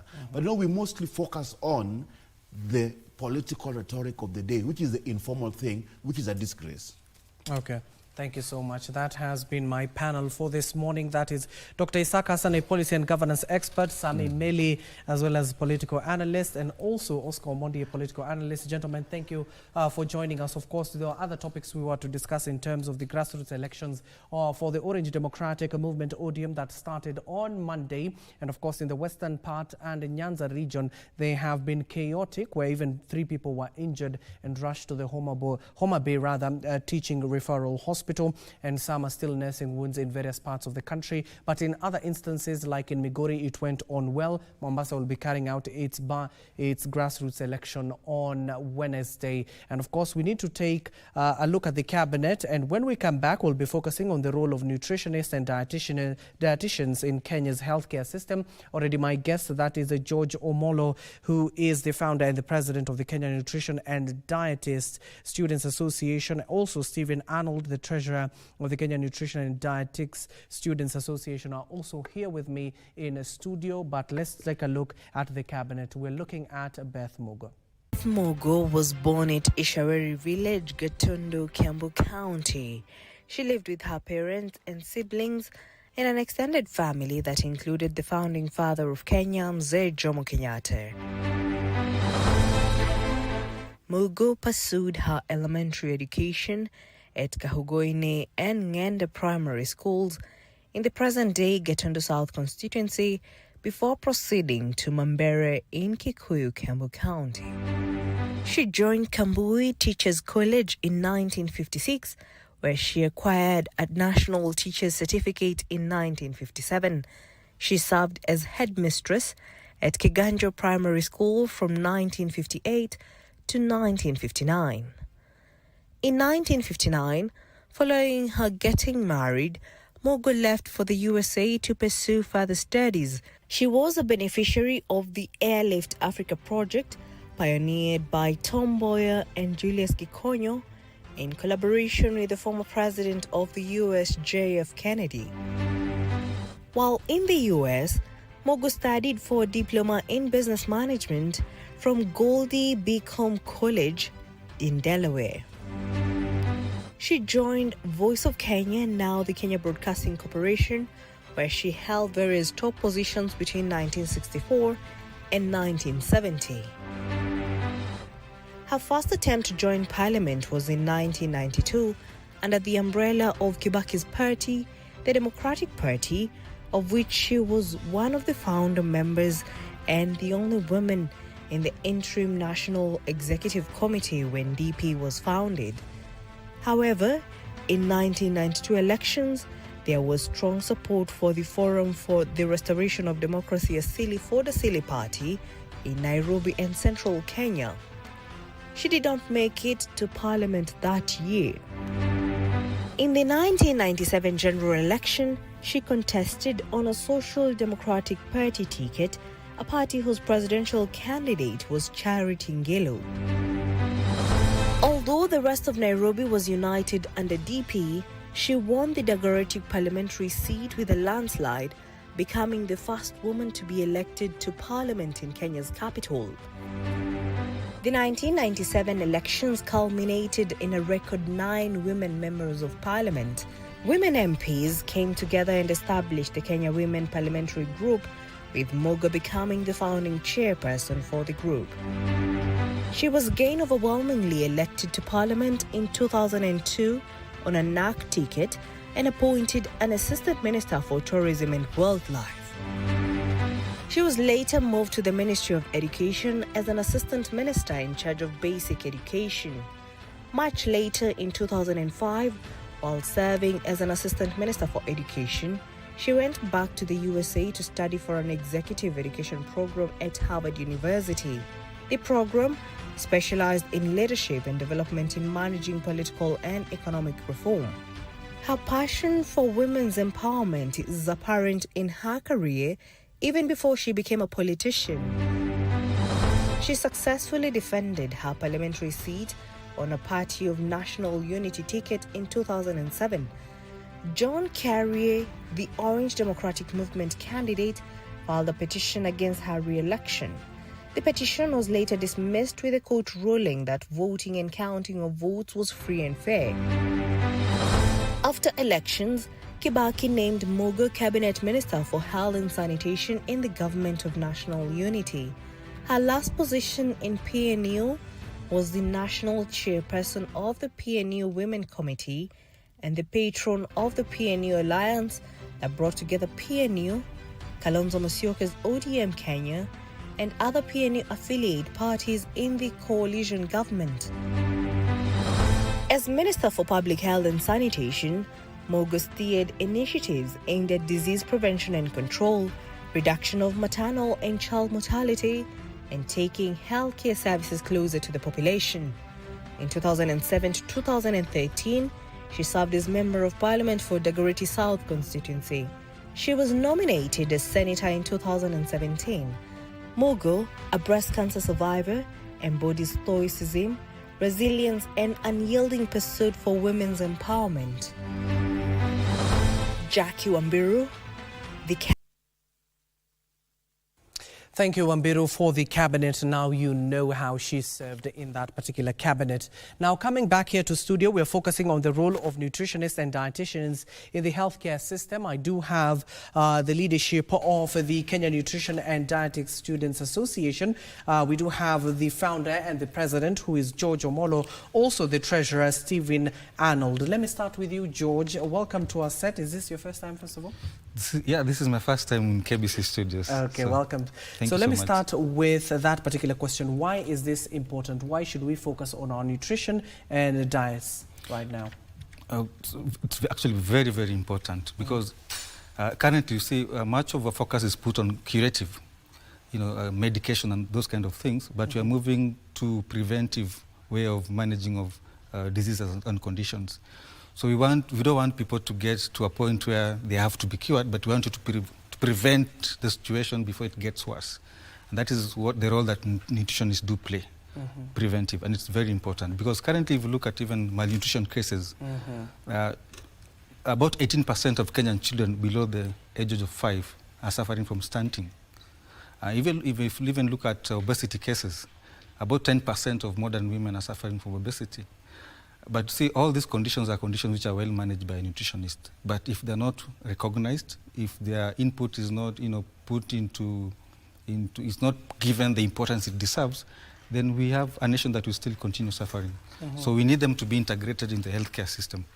Yeah. And Stephen, similar question that I just asked to George, especially in our African countries, especially here in Kenya, we do eat things that are grown from the soil, because agriculture is our backbone here in the country, as opposed to what we see in the first world countries. So aside from the obesity cases George is talking about, what have you noticed that is affecting us as Kenyans? Okay, thank you for having me. Yeah, on to that question. In Kenya, there's a high rate of obesity, NCDs especially. We're talking of diabetes. I've worked in a healthcare system, and I noticed that when you're talking of NCDs, especially HIV and diabetes, there's a really high rate in terms of the two. So looking in the integration of nutrition and nutritionists and dietitians, it will really play a big role, especially in the management of these two conditions, which are really paramount in the country. Yeah. Are there other issues that you have witnessed, especially within how we consume these foodstuffs that we do have? Is it some are genetically modified, or is it the natural one that is affecting people, especially when it comes to what the farmers are using, like the pesticides and other chemicals? Yeah, actually, yes. Most of it is because there's what we call nutrition transition, where you find people now are transitioning away from the traditional way of consuming food. They're moving to the westernized kinds of food, you know, the highly processed food and those kind of foods. And it's very prominent even in the urban centers. But besides that, even the foods that are being, that farmers, are planting, we have things like using of the pesticides. Some of them also will affect the crops. And when we take them, we end up suffering from various conditions. So we're looking at the pesticides. Even the nature of the soil. Some of the soils that we use is already contaminated. Yeah, so the nature of the soil, the pesticide that we are using, the using of high processed foods as well. So those are some of the issues that are causing problem and leading to the high rise of NCDs in the country. And my take is that we have that rise in that because the role of nutritionists have not been recognized in the country. If you look at even among the population, the nutritionists are perceived as food policemen or women to police you on the kind of food you're supposed to be eating, which should not be the case. Nutritionists should be there to more like a preventive care managers to prevent you from getting all these conditional indications. And we are saying this because even among the government, even if you look at the policies, we have a lot of policy gaps that undervalues the role of nutritionists, and that's why even the population does not value the role they play. And that's why we are seeing rise of all these conditions, and NCDs, and even stunting among children under 5. Yeah.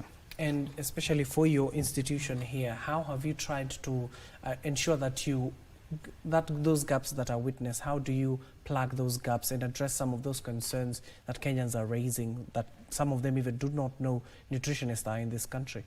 Okay. In third year, there's a unit called nutrition education where it is taught among all institutions, where students are being taught on how to educate the public on raising awareness in terms of these nutrition issues.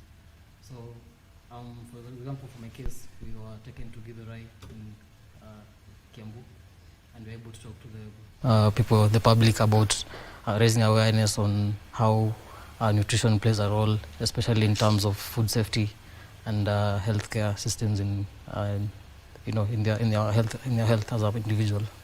Yeah. And in terms of some of these cases that you have witnessed, especially for obesity, where have they been recorded? Is it in the urban sectors or is it in the rural areas? Okay, traditionally it was more in the urban centers, but now it will be surprised to note that even much more cases are coming up even in the rural setup. With the devolutions, and we're having counties and everything, so you find people have migrated to the rural areas. So the practices in the urban have shifted to the rural areas. So even the kind of nutrition, even if we talk about the high processed foods, we have too much of those in the rural areas, even as we speak, in the counties, centers. So the cases are now, it's more all over all the places. So what we're simply saying that this nutrition is then, and that's where I was talking about policy gaps. For example, if you look at the Health Act 2017, or even the universal health coverage rollout, where the impact of the roles of nutritionists were not actually well recognized. And even if you look at the county governments, in terms of the absorption of nutritionists, is quite low. even in the budgeting, county budgeting of nutrition is quite low. So you find, because of all those issues, and like I talk about nutrition transition, even in the rural areas, so the NCDs are coming up, even in those areas, but the people who should help us, to manage this are still not available in those areas. And I'll surprise you if I tell you, if you look at the WHO recommendations, WHO recommends that for every one nutrition professional is supposed to serve 10,000 population. But do you know the ratio in our country is one nutritionist to 500,000 patients or population. What is the risk of that? That means the population are not getting the service they deserve from nutritionists. They're not getting. The population does not know nutritionists exist. They do not know what is the role of a nutritionist. In fact, now if somebody has an NCD or diabetes or hypertension, the first thing they think of is to get medications. But in their mind, they'll not think of maybe the lifestyle changes, the foods, or even the role of, or even think of a nutritionist as a professional to help them in that journey. And that is because of that underrepresentation or underutilization of nutrition in the country. And our association, what we are trying to do, because our association represents the students in the country who are undertaking nutrition and dietetics from all levels, diploma, degrees, and early graduates. So we are trying to tell them, now this is the time where you need to put your voice out there. You need to let the population know that you exist and what you do. Because initially we never had those voices. Everyone was doing their own thing outside there. So we're trying to bring all of them together in one platform and then tell them to go and speak out, whether in your homes or in your schools, whatever gathering you have, make your role and space be heard so that people can know you exist and they know what you do. So those cases can be brought down because 18% of stunting under 5, it's quite a huge number. 10% of women suffering from obesity in the urban slums is quite a big number. And what we are talking about is not unique because if you look at countries like Rwanda, what they did, they integrated nutritionists in the community health program. And that was what we are talking about between 2015-2020. And within that period, stunting cases reduced from 44% to 33%. And you can see because of the integration of nutritionists in the community health program, which doesn't exist in our country. So what we are saying is not something which is not achievable, is something which has been done with other countries. We have also Australia, Canada doing them, and they're succeeding. So we want the same to be adopted in our own country so that this nutritionist can be adopted to that program. And do you know how many nutritionists graduate every year? It's quite a huge number. But how many are absorbed in the national, in the national health system, even county? Quite low. If you look at the ratio I was talking about, in Kenya is 1 to 500,000, and like WHO recommendation of 1 to 10,000. So you can actually see where the disparity is. And that can only be addressed through the policies. And that's why we are coming in as students and also as not even students, but even young professionals. And professionals shall come after us. We need to speak so that the policy makers or those who are concerned should really know and appreciate our role and see how we can, manage the elephant in the room, which is the NCDs and stunting among children. Yeah. And my question to you, Steve, because you see, at the end of the day, it's people have graduated. There are no opportunities in this particular sector. Why not go outside the country and serve other nations? Well, as the saying goes, charity begins at home. And going to seeking out for better opportunities at other areas leaves out your country behind. So first of all, before I go there, I think the Health Act of 2017 lacks a direct reference, especially when it comes to the role of nutritionists and dietitians in the country, because it speaks about the holistic approach. And as George has said about the ratio of nutritionists, you find most nutritionists when they're in the health sector, they don't know what they're there to do, their job exactly. So I think with that, it leaves out the nutritionists and dietitians out of the healthcare gap. So when you talk about living to better opportunities, which is actually a better option, you find it becomes hard, especially getting into these countries. And especially being UK, most people used to go to UK and Australia, but having having to leave out your country to go and help on the other sectors, still at the end of the day, you leave a gap in the healthcare system, in nutrition and dietetics roles in the country, in Kenya. Yeah. And George, where are the hospitals in this respect of addressing the gap, that particular gap you've just mentioned that has been cited by the World Health Organization at the end of the day?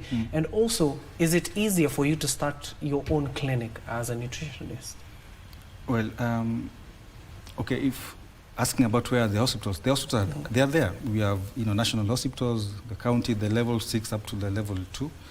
But if you look at the number of the nutritionists that employ is very low, and that's why you look at the ratio it's coming in. You'll find a whole hospital, even level 6 hospital, having only 2 nutritionists to serve all that population, to serve a whole county, for instance.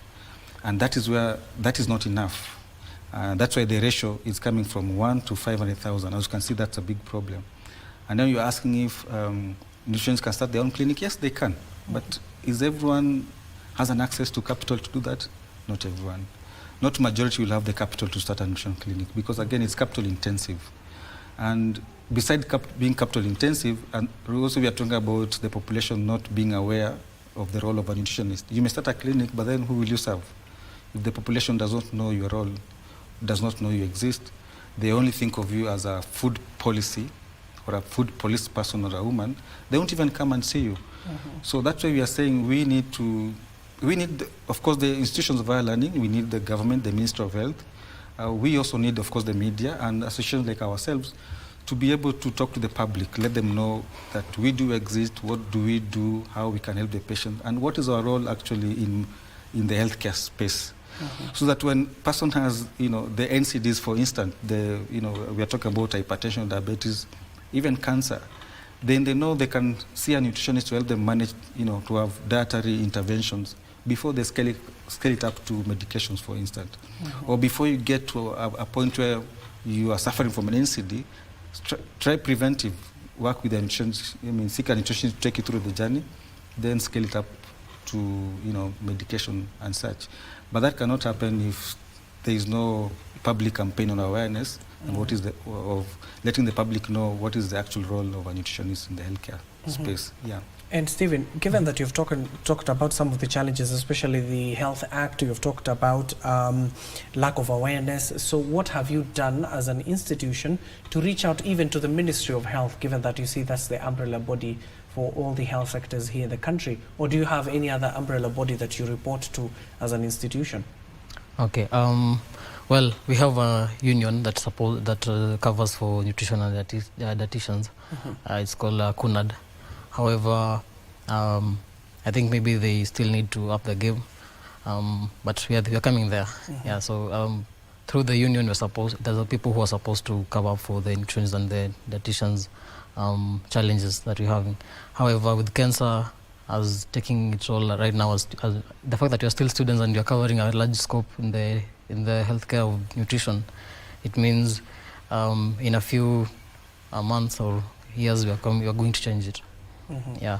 And George, also to the other issues you were talking about, especially in terms of reaching people down there. So as a association, what have you done to ensure that people know about what nutritionists do, aside from being policemen and women of food? Yeah, we've done quite a number. The first thing we've done is community education programs. We've had several, for example, in Kawangware we had one. So we've had one in some of these, we call them the slum areas in the country. So we organize students from different campuses. We come together and then we go and do, well, there's a medical camp, then we do nutrition education among that population to teach them, for example, if they are expectant mothers, we teach them about breastfeeding and why it is important. We also take them through the right kind of foods they can choose when they're suffering or when they're in different stages of their lives. So that one we do. Apart from that, we also do webinars. Webinars is more of a virtual training, but this is done mostly to those who are able to access internet. So we do that to them, at least in a week we can do 4 times. Yeah, but in terms of those who are out of reach of internet, we do community engagements and programs. Yes. Maybe, Stephen, to Kenyans who are watching you right now, what benefits, if they visit a nutritionist today, what benefits are they likely to get? Okay. First of all, nutrition covers a bigger scope on healthcare and agriculture. So when you visit a nutritionist, the person is going to advise you more on in terms of health management of your condition with food, and as well as agriculture, how to manage agriculture. Right now we are pushing for those people in urban areas, we are pushing for kitchen gardening. So with the integration of agriculture and healthcare, we are going to help you in the management and prevent, because nutrition covers preventive, curative, rehabilitative. So if you visit a nutritionist right now with a condition, we are going to help you with the curative, and before that we are going to help also with the preventive. Yeah. George, he has raised something very important. We have seen people, especially in the urban centers, who do not have a wider scope of land. They do kitchen farming, even this aerial farming as well, given that they do not have space. Do those plants offer the same nutritional value as the one that come from the soil? Yeah, of course, they offer the same nutritional value. That's why I think it will need nutritionists or people who've done agriculture, and even as an association, to be able to educate the public on the right way to do it. Because again, there's a right way of having a kitchen garden and those kind of stuff. So still some training needs to be done. But kitchen garden is the best way to do it, especially in the urban centers, where there's a lot of food insecurity. It also exists. So that's a good way. But again, it still needs the population to be more educated and be trained on the right way to do it. Yeah. And given, Stephen, you're the treasurer, for example, you're a student association, where do you get your funding? Do you get it from donors? Are you supported by the government or the Ministry of Health or other organizations within the country? Okay. KENSA is a non-profit organization, and we're not supported by the government. Most of our allocations comes from the membership subscription. We have, this is a national association where we have more than 2,000 students doing nutrition who are registered under KENSA. They pay a membership fee of 500 shillings annually. However, during when we have, for example, conferences like the one we had recently in March, we reach out to donors, and that's where we get our money. And do you get support from those donors? Yeah, we do. Yeah. And George, coming to you, what other outstanding challenges that is so immediate that needs to be addressed right now so that it can help your association as well as Kenyans at the end of the day get value, not just for money but for the foodstuffs that they eat on their table at the end of the day? Yeah, I think one of the most important help that we need is, recognition of the youth leadership in the country, especially in the nutrition space. Currently, we have the youth leadership in that nutrition space is not well, recognized. And that's why we are coming in as an association, so that we want the players in that field. And we are talking about, the policy makers or even the industry experts to come and recognize that we can create an impact, and they can work with us actually to make that positive change. In fact, now we even want parliamentarians to work with us, because we talked about policy gaps. Arnold has raised a very important, we talk about the Health Act 2017. The Health Act 2017 lacked, it does not value the role of a nutritionist. But even that, you look at the National Strategic Plan for NCDs 2021-2025, again, does not recognize the role of nutritionists in managing NCDs again. And that's a big problem. And see, if nationally that lacks, if nationally the impact of nutritionists is not recognized, then of course, even the county level, even drop down, it will not be recognized. So we want the industry players, we want the government, the policy makers, all these people to recognize the youth leadership initiatives, like now the association, they can work with us.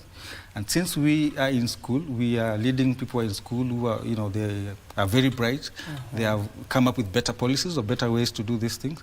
They can work with us and then see how we can work together to make sure that we can raise the gaps in all those, like we talk about the Act 2017, Nutrition Strategic Plan of NCDs.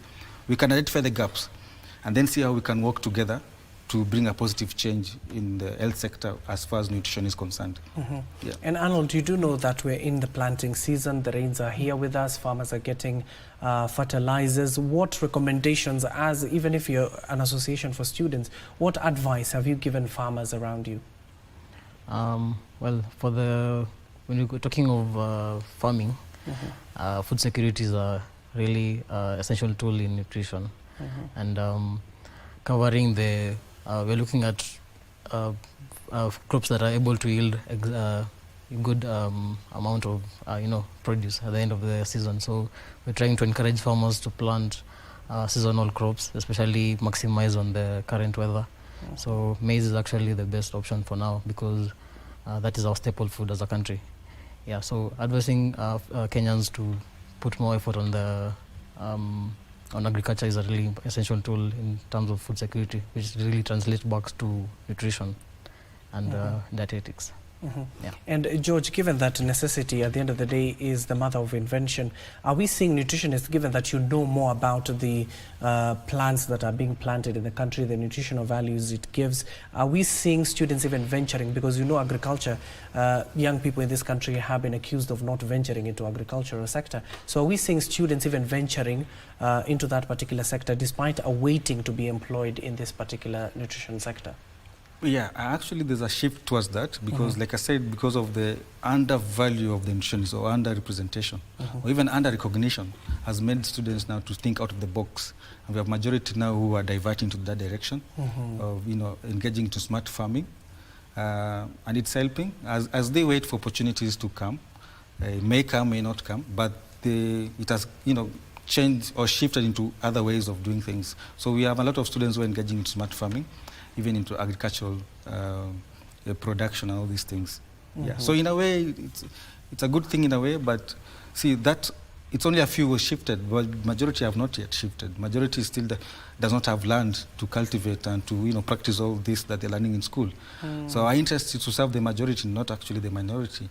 So if you have few who have shifted their ways into smart farming, maybe because they have an access to land or or capital to do the same, but over majority who haven't or cannot afford to get all those things. So we are speaking for that majority.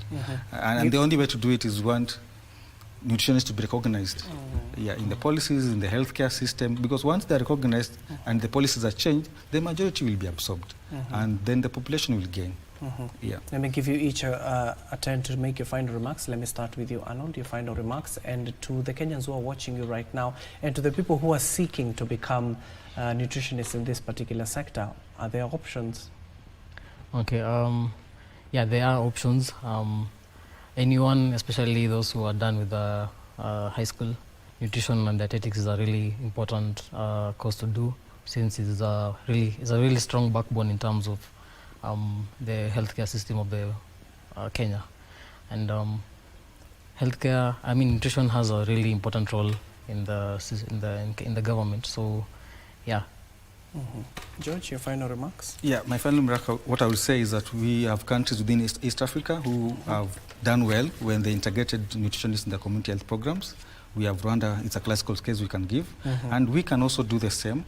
And our numbers are actually very bad. We talked about 18% of children under 5 suffering stunting. 25% of the adult population are suffering from hypertension. Those are very huge numbers, and this is because nutritionists have not been recognized. If we could recognize nutritionists, then our numbers will go real down. And I've given an example of Rwanda. In the year 2015 to 2020, their rates of stunting reduced from 44 to 33%. And what they did was just simple, to integrate nutrition in the community health program. And we can do that. We have enough nutritionists in the country. Every year, students are graduating who are nutritionists. So we have good numbers to integrate into that system. So we just want the policymakers, the industry experts, and those who are manning even the institutions of higher learning to integrate us and to recognize our role. And I believe the population will be well. Okay, thank you so much. That is George Omolo, the founder and president of the Kenya Nutrition and Dietetics Students Association, also the treasurer, Stephen Arnold. Thank you for making time for us on the show. And there you have it. Nutritionists are here in the country in various forms, whether in schools, at the end of the day, in the health facilities, they are there. So you can reach out to them and, of course, ask them the right questions. You do hear even the equalization when it comes to the World Health Organization, where a single nutritionist is handling thousands of people. That concludes our topic for the second hour. My name is Abdiaziz Hashim, the sign language interpreter at the bottom end of your screen. That is Lensa Odingo. And of course, up next is Kurunzi Mashinani. Don't go too far.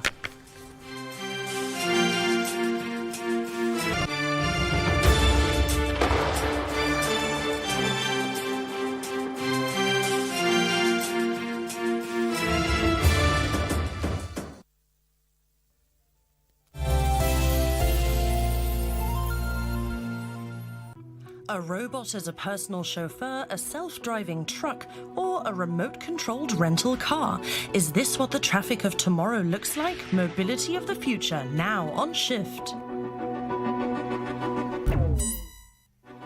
A humanoid robot behind the wheel. That still takes some getting used to, but don't worry, so far our metal friend is only for testing. Cameras in the eyes are scanning the road. AI systems determine what actions are required to drive the car and react to the change of a traffic light or a person stepping onto the road. Researchers at a university in Japan's capital, Tokyo, have developed the robot Musashi. It has a human-like skeleton, muscles, and force sensors in its hands and feet. With 74 artificial muscles and 39 joints, it can apply the handbrake, activate the blinker, or step on the gas. Musashi is still a long way from being an alternative to humans. So far, the robot is only able to drive across the test site at 5 kilometers per hour. But in the future, it should be able to drive any car. And scientists assume that a robot like Musashi will be much cheaper than a self-driving car. In San Francisco, self-driving cabs from Waymo and Cruise, for example, are already part of the cityscape, but they're also causing a lot of anger and protests. Cab drivers fear for their jobs, users fear for road safety, and they're quite expensive to operate. A German startup is experimenting with a different solution. Vey wants to revolutionize individual passenger transport with remote-controlled cars. The idea behind it is a door-to-door service. A teledriver directs the electric car to the customer, who then gets in and drives to the desired location. Then the car is handed back to the teledriver, eliminating the parking struggle. The idea is that the service costs the customer less than using a cab. Thomas von der Ohr founded Vey. He used to help develop autonomous robot cabs in the US. With his startup, he's now focusing on teledriving. It's a different approach to autonomous driving that allows us to get to market much faster and realize a lot of benefits for us as a society. We can't just hope that self-driving technology will work one day. Alina Presti is one of the first teledrivers. She steers the car in the office, but it's just like being in the car itself. Cameras allow a 360-degree view on the screen. The communication is via radio. The car is connected to several networks in case one fails.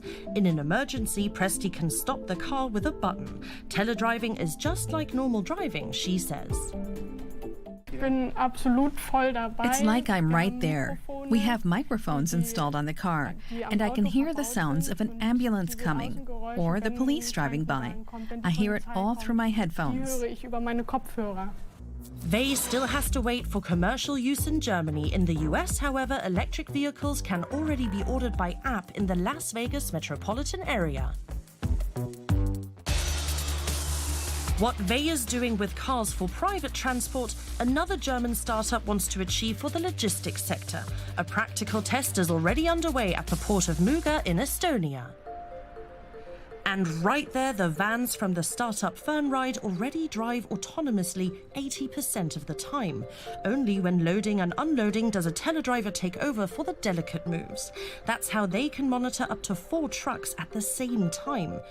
Very soon, Schenker and Volkswagen will also deploy the first remote control vehicles on their factory premises. Hendrik Kramer is one of the founders of Fernride. Because there is a shortage of tens of thousands of truck drivers in Germany, demand in the logistics sector is high. So the pressure on the industry is huge, and our customers are giving us feedback that they're very, very grateful that the technology already works. But they want us to roll it out so fast that we almost can't keep up with the deliveries. It's great having a situation like that as a company. Fernride has no problem finding enough drivers. Josef Manka is one of the first 40 teletruckers. He stopped driving long distance because of back problems. The constant jolts on the road had taken their toll on him. Now his life is much more relaxing.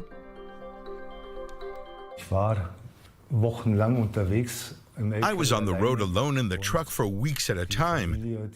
Your family, your friends, everyone suffers. And now I have my weekends to myself. I don't have to clean a truck somewhere on a Saturday before getting home. I just leave the company on time. But how safe would teledriving be on public roads? Accident researcher Siegfried Brockmann took a look. It has to be said that in city traffic, it's extremely complex because the driver has to have a 360-degree all-round view. I'm not sure that anyone can actually do that on a computer and be attentive all the time. On the highway, though, it's much, much easier because the traffic is much less complex. So there, I think it's actually an approach that's feasible and can also bridge the gap to fully automated driving. Trucker life is tough and there just aren't enough drivers available, which is why manufacturers are researching autonomous driving alternatives. Is this the future of trucking?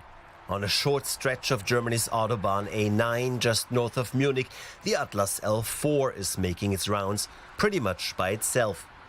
Behind the wheel is driver Özkan Ulukan, but he's much less a driver than he is an engineer.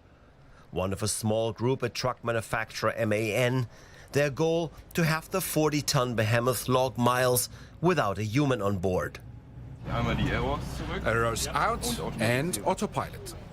For testing, the truck drives itself 10 kilometers northbound. It turns at the next exit and takes the same way back. Sounds simple, but this task is only possible thanks to an impressive rig of processors and a mind-blowing array of sensors. Up on top, we have our rooftop bar, which holds most of the sensors, LiDAR, cameras, and there's also a high-precision GPS system built in, which helps us find the vehicle's exact location within 2 centimeters. There's more sensors at the bottom front, radar, LiDAR, and cameras. They're monitoring road markings, the traffic around, and virtually anything the system needs to find the truck's perfect trajectory. It works to a certain point. In its current phase of early testing, the engineer does act as driver whenever unusual maneuvers need special attention, when construction has a lane shut down, or to exit the highway. We're starting with simple situations, and we will develop and improve the system step by step to include lane changes or piloting the truck off rest areas.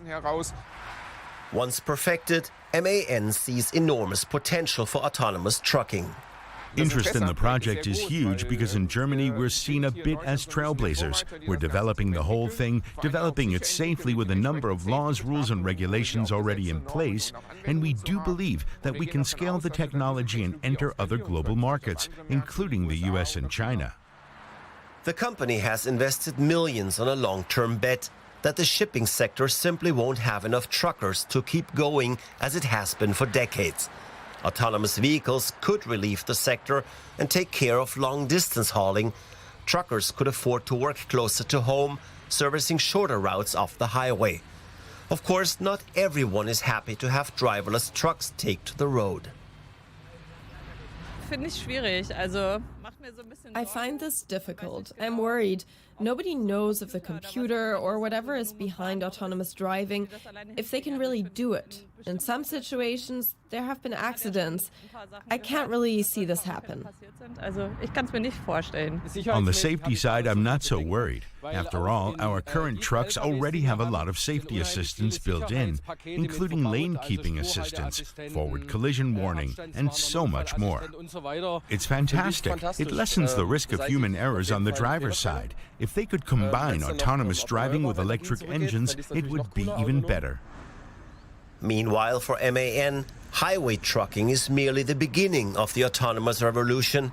Once the AI is ready for more complex situations, it will be tested in public transportation, servicing bus lines in Munich.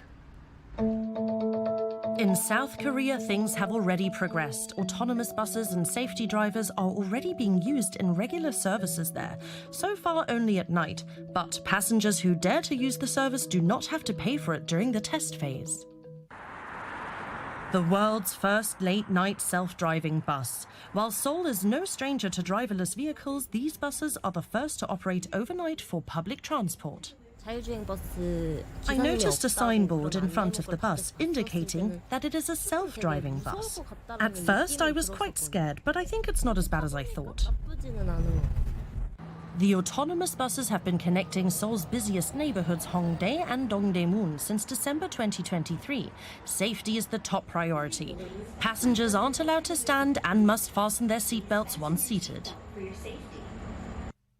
Moreover, children under 6 are not allowed on the bus, even when accompanied by their guardians. But the self-driving bus is not fully autonomous, at least not yet. On board, there's a research engineer monitoring activities and a so-called safety driver sitting behind the wheel in case something goes wrong. It felt awkward at first. My hands instinctively tried to reach for the wheel even when it was unnecessary. Seeing the wheel move on its own, I kept grabbing it as everything was new to me. Now I understand that the bus operates well on its own, and I've become used to the bus. The passengers are excited about the technology, but some do have doubts about safety in the future when there will be no safety driver. That scenario is a long way off, however. In South Korea, fully automated driverless systems are still not legal. I'm excited about the development of self-driving buses because it could enhance our convenience. But first we have to wait and see, as the safety of the operation and the bus's immediate response to various situations need more monitoring in its early stage. If the bus becomes fully unmanned, it could also be a cause for concern. For now, passengers can ride these self-driving buses for free, but Seoul plans to eventually charge a fare like other night buses. There are already plans to extend the autonomous bus line to connect Seoul's city centre to more suburbs. The self-driving night bus could contribute to the revitalization of public transportation.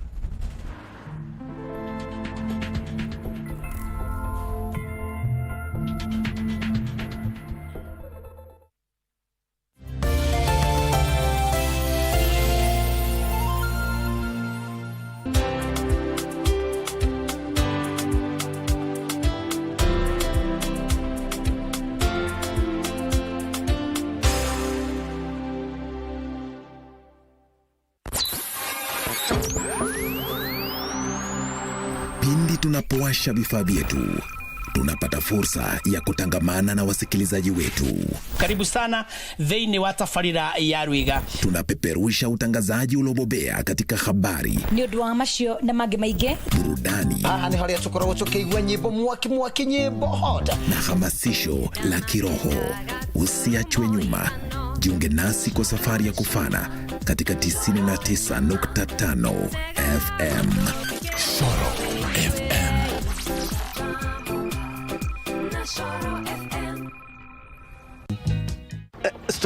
Stop. What's wrong with you? I said stop the car. You mean Dan is missing? What do you know about this? I had nothing to do with this. Don't play dumb with me, Millicent. I came across a poster. Dan again. What's wrong with your tata? That is full of wonders. Hello, Margaret. Oluwali Margaret. Wow. I told you I'll take care of everything. Were you also part of my abduction? Oh, shut up, Alice. I'm going to find out. Why haven't you found out already? You know what? I think we're done here. Just leave. Katunda Wandi. So you guys are friends now? You wanted to kill my daughter. Murderer.